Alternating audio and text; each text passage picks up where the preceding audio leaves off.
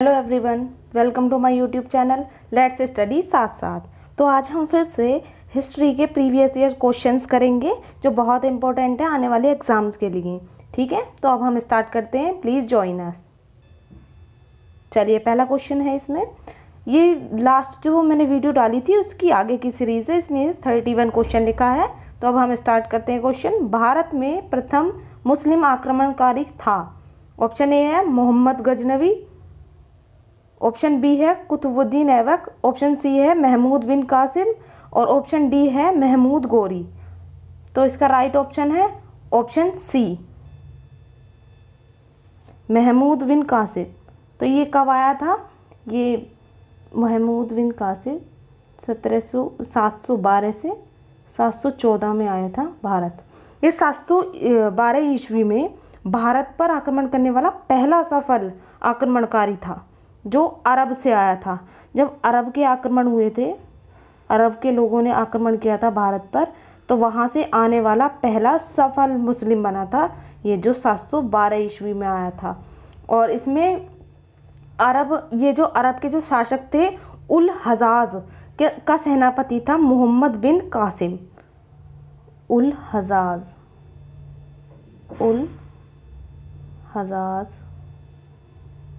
उल हजाज का क्या था? सेनापति था मोहम्मद बिन कासिम। ठीक है, और इसने यहाँ पर भारत में आक्रमण किया और यह अरब का आक्रमण करने वाला पहला सफल व्यक्ति था मोहम्मद बिन कासिम। इसने क्या किया था? जो अपने राजा थे दाहिर जो राजा थे उन पर आक्रमण किया और उनकी हत्या कर उनकी दो बेटियों को, दाहिर की दो बेटियां थी, उन्हें अल हजाज के पास ले गया था। फिर वहाँ पर जाकर उन्होंने क्या किया था?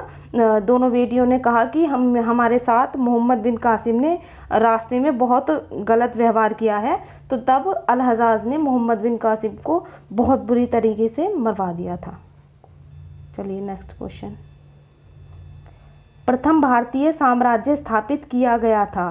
प्रथम भारतीय साम्राज्य स्थापित किया गया था। ऑप्शन ए कनिष्कों द्वारा किया गया था, ऑप्शन बी हर्ष द्वारा, ऑप्शन सी समुद्रगुप्त द्वारा, ऑप्शन डी है चंद्रगुप्त मौर्य द्वारा। तो पहला भारतीय साम्राज्य किसके द्वारा किया गया था? चंद्रगुप्त मौर्य द्वारा। ये भारतीय साम्राज्य की बात कर रहा है। ठीक है, अब चंद्रगुप्त मौर्य ने कब किया था? मौर्य वंश की स्थापना की थी। मौर्य वंश, चंद्रगुप्त मौर्य के द्वारा मौर्य वंश की स्थापना की गई थी 322 ईस्वी में। और ये कब तक चला था? ये 322 बीसी तक से स्टार्टिंग हुई थी इसकी, और ये चला था 298 बीसी तक। और इसके संस्थापक माने जाते थे चंद्रगुप्त मौर्य। चलिए अब नेक्स्ट क्वेश्चन पर चलते हैं। चलिए नेक्स्ट क्वेश्चन। किसकी समाधि के कारण नानदेव गुरु सिखों द्वारा पवित्र माना जाता है? ऑप्शन ए है गुरु अमरदास, ऑप्शन बी गुरु अंगद और ऑप्शन सी है गुरु अर्जुन देव, ऑप्शन डी है गुरु गोविंद सिंह। तो इसका राइट ऑप्शन है ऑप्शन डी, गुरु गोविंद सिंह। और सिख धर्म की स्थापना किसके द्वारा हुई थी? 15वीं शताब्दी में सिख धर्म की स्थापना 15वीं शताब्दी में गुरु नानक देव के द्वारा।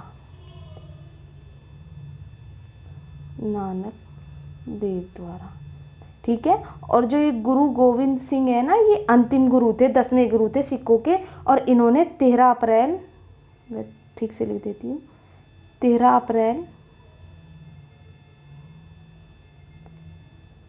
1699 में वैशाखी के दिन अंतिम उपदेश दिए थे। चलिए नेक्स्ट क्वेश्चन। विख्यात सोमनाथ मंदिर जो गुजरात में स्थित है को किसने नष्ट किया था? Option A Mohammad bin Qasim, option B है सुल्तान महमूद, ऑप्शन सी है कुतुबुद्दीन ऐबक, ऑप्शन डी है मोहम्मद गोरी। तो इसका राइट ऑप्शन है ऑप्शन बी, सुल्तान महमूद को ही महमूद गजनवी कहते थे। और ये 1000 ईस्वी में भारत आया था और 1000 ईस्वी से 1027 ईस्वी तक ही रहा था। और सुल्तान महमूद गजनवी के ही गुलाम था ये कुतुबुद्दीन ऐबक। ठीक है, और ये महमूद गजनवी ने 17 बार आक्रमण किया था भारत पर। ठीक है, कितनी बार? 17। और इसका पहला आक्रमण कब हुआ था? इनका पहला आक्रमण हुआ था 1000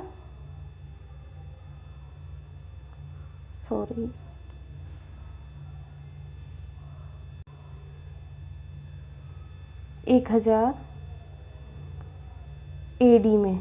किन के ऊपर हुआ था? पेशावर के ऊपर आक्रमण किया था। तब यहाँ के शासक कौन थे? जयपाल थे। ये इनका पहला आक्रमण था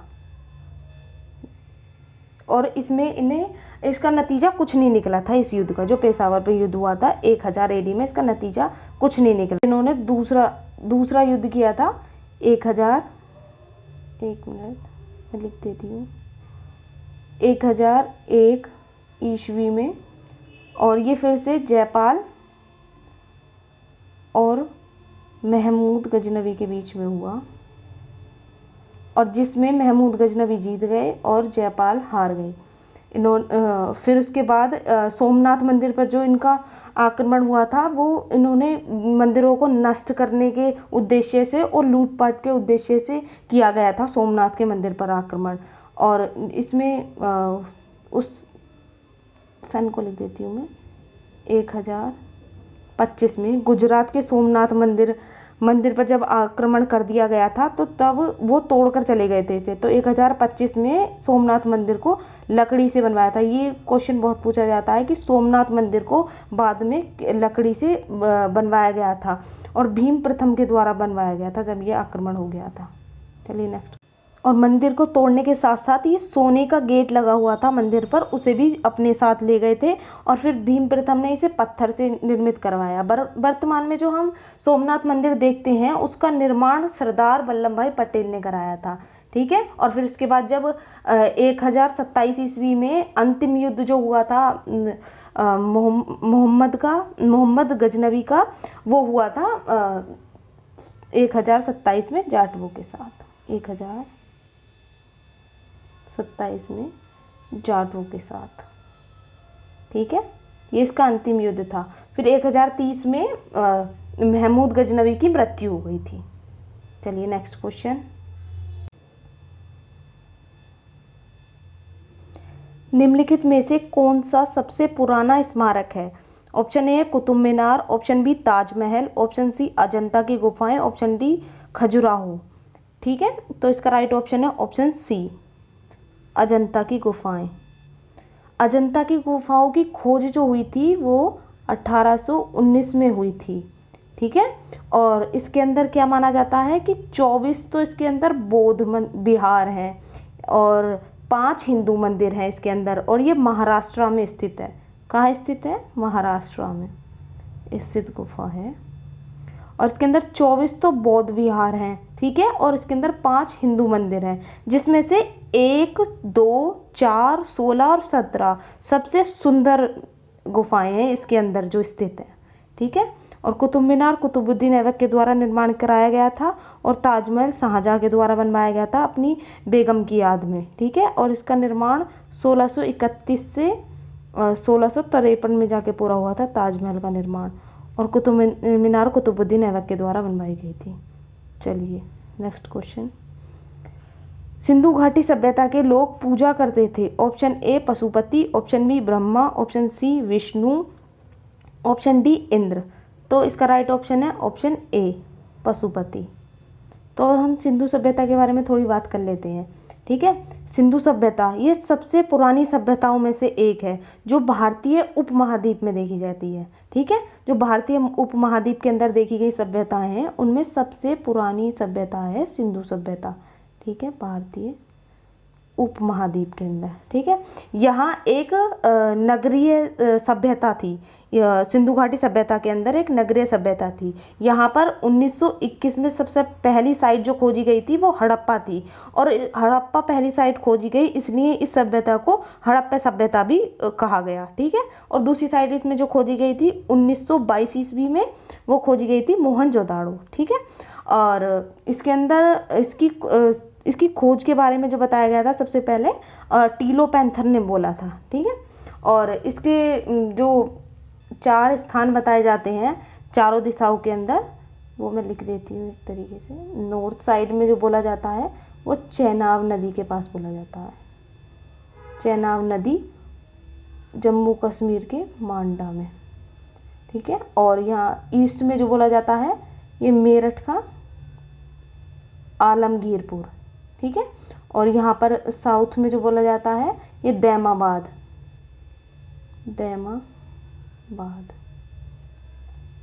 महाराष्ट्र में। और यहाँ पर वेस्ट में जो बोला जाता है सुतकांगडोर बोला जाता है, सुतकांगडोर।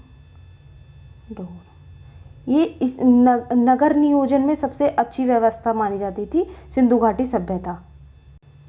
और हड़प्पा में सबसे बड़ी इमारत जो मिली थी वो क्या थी, 12 कक्षों का अन्नागार मिला था हड़प्पा सभ्यता के अंदर। और हड़प्पा सभ्यता में फसलें जो थी वो कौन कौन सी थी, जौ और गेहूँ, ये यहाँ की फेमस फसलें थी, मतलब यही होती थी यहाँ पर ज़्यादा फसल। और हड़प्पा में एक कब्र के अंदर जो 57 लाशें मिली थी, जिसके अंदर सिर्फ 37 का ही वो कर पाए थे, मतलब ये देख पाए थे ये किस तरीके से दबी हैं। 20 की कोई भी नामो निशान नहीं था, बस इतना था कि यहाँ पर दबी थी कभी वो किसी समय में, ठीक है।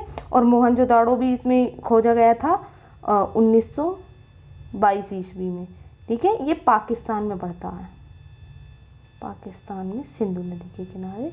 और इसे मृतकों का टीला भी कहा जाता है। और मोहनजोदाड़ो की सबसे बड़ी इमारत जो थी एक विशाल अन्नागार थी। और सबसे प्रसिद्ध इमारत जो हुई थी, ये क्वेश्चन कई बार पूछा गया है कि प्रसिद्ध इमारत कौन सी थी, एक विशाल स्नानागार थी, ठीक है। इसमें नटराज की मूर्ति भी मिली थी मोहनजोदाड़ो में, और पशुपतिनाथ की मूर्ति भी मिली थी जिसपे 3 मुख बने हुए थे, ठीक। और उसमें 6 जानवरों के चित्र थे। क्या था, दाईं ओर तो बाघ था और हाथी थे, और बाईं तरफ भैंसा और गैंडा थे, और नीचे की साइड 2 हिरन थे, और पैरों की तरफ जो बैठे हुए थे वो 2 मोर थे। और इसमें पुरोहित राजा की मूर्ति भी मिली थी, ठीक है। और चंदूड़ो भी यहाँ की सिंधु घाटी सभ्यता की बहुत प्रसिद्ध जगह थी। एकमात्र चंदूड़ो के बारे में ये बहुत इम्पोर्टेंट बात है कि एकमात्र ग्रामीण स्थल था।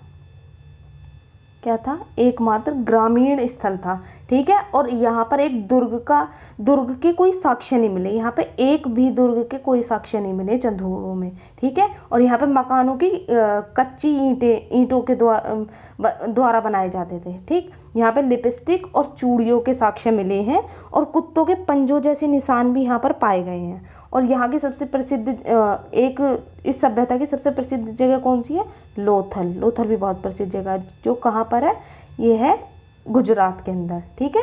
1955 में, इसका ये सन याद रखना, 1955 में से खोजा गया था। किस नदी के किनारे, भगवा नदी के किनारे, SR राव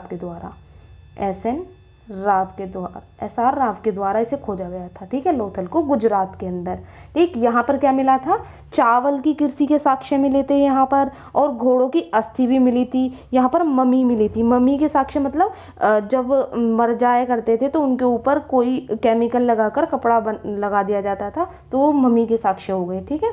और यहाँ का एक बनावली स्थल भी बहुत प्रसिद्ध था, बनावली। और लोथल में वो मिला था, वाणिज्यिक राजधानी मानी जाती थी लोथल, और यहाँ पर बंदरगाह भी था, ठीक है। और बनावली भी एक प्रसिद्ध स्थान था यहाँ का। और ये कहाँ है, ये हरियाणा में है। और इसकी खोज जो हुई थी 1973 में सरस्वती नदी। सरस्वती का पुराना नाम क्या था, सरस्वती नदी का पुराना नाम था क्या कहते हैं, घग्गर नदी था सरस्वती नदी का पुराना नाम।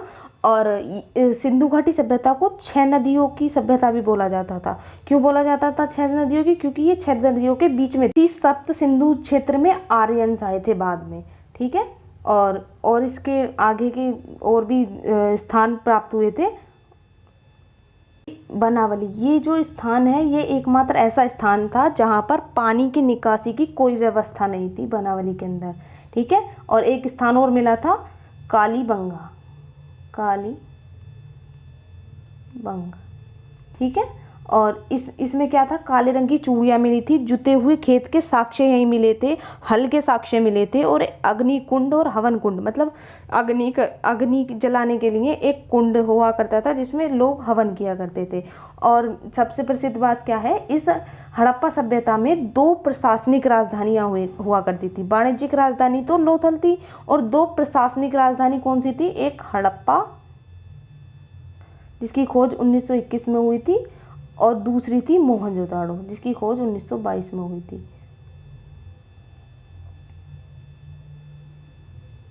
ठीक है, और यहाँ पर जो नगर में ईंटों के साइज थे वो किस प्रकार थे, 4:2:1 के अनुपात में यहाँ पर ईंटों के साइज थे। यहाँ पर कच्ची ईंटें भी पाई गई हैं और पक्की ईंटें भी पाई गई हैं, और यहाँ पर 2 प्रकार के टीले पाए गए हैं, मैं लिख देती हूँ।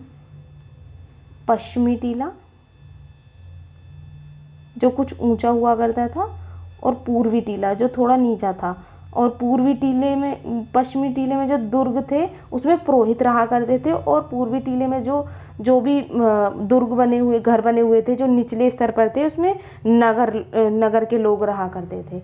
और धोलावीरा एकमात्र ऐसा स्थान है जहाँ पर 3 प्रकार के टीले पाए गए, पश्चिमी और पूर्वी के साथ साथ मध्य में मध्य टीला भी पाया गया था। ठीक है, चलिए अब हम नेक्स्ट क्वेश्चन पर चलते हैं। नेक्स्ट क्वेश्चन है, त्रिपिटक धार्मिक ग्रंथ है। ऑप्शन ए जैनों का, ऑप्शन बी हिंदुओं का, ऑप्शन सी मुसलमानों का, ऑप्शन डी बौद्धों का। ठीक है, तो इसका राइट ऑप्शन है ऑप्शन डी, बौद्धों का। ठीक है, ये त्रिपिटक जो है ये 3 भागों में बटा हुआ है, 3 भागों में बटा हुआ है। इसका पहला भाग है सूत पिटक क्या है ये, और ये किसके द्वारा संकलित किया गया था, आनंद जी द्वारा। ठीक है, और दूसरा है विनय पिटक, और तीसरा है अभिधम पिटक। ठीक है, विनय पिटक जो संकलित किया गया था उपाली द्वारा किया गया था, और अभिधम पिटक जो किया गया था वो किया गया था मोगलियोपुत्र द्वारा। ठीक है, और इनकी एक पुस्तक भी है जिसका नाम है कथा वस्तु।